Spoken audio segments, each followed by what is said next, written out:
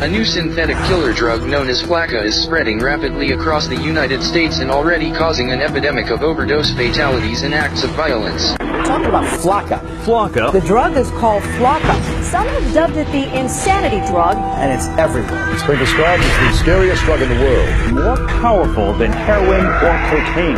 This is a synthetic drug that can alter your state of mind, raising excited delirium, body temperature, and literally losing their mind. They're all experiencing like superhuman kind of strengths. Or it takes 6 policemen to hold them down. That's a problem. Psychotic breakdowns, hallucinations, aggressive, violent behavior, Cannibalism and self-mutilation. indiscriminate violence. When flakka takes over, We are living in the context of the end of the age. We are a nation under judgment.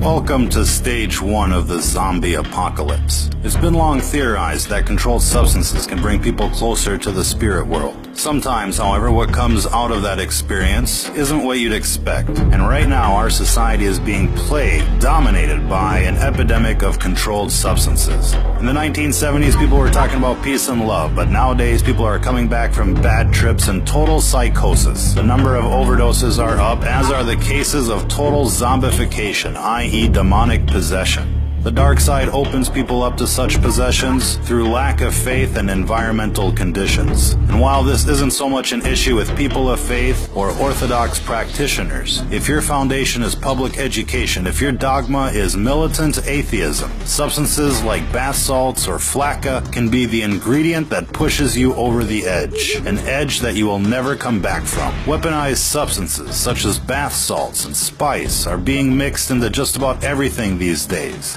E-cigarettes, chocolates, party drugs, with the intended purpose of fucking you up permanently. These are not the days to be experimenting with new things. These are not the days to be a party kid. Nefarious agendas are at play, and just about everything out there these days is being spiked with chemicals to do you in. This recent craze of legal highs, for example, has become epidemic in proportion. Coupled with the outbreak of pharmaceutical abuse, heroin abuse, meth abuse, this all has the potential to doom an entire generation like never before. Our message is clear. Don't be a guinea pig. Whatever is out there circulating on the streets these days is experimental in nature. Cities are receiving experimental batches so that the effects can be recorded and analyzed. Now, we'd like to think that most of you out there have the common sense to avoid these types of substances. But if not, let this be a fair warning to you. If what you're into is not 100% natural, if your surroundings and mental state is not 100% positive,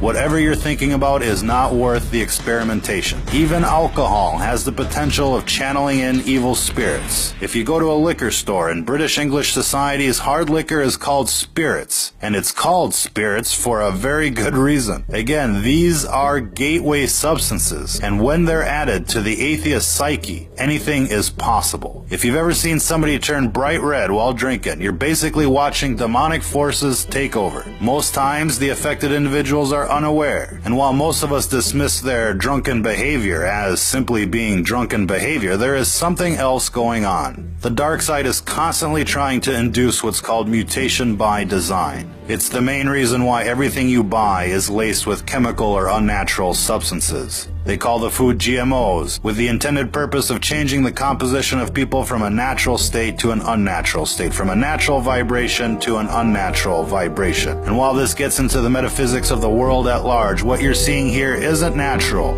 it isn't safe, and it isn't just psychosis. It's what happens when you stare into the abyss, and when the abyss stares back. If you're listening to this, you are the resistance.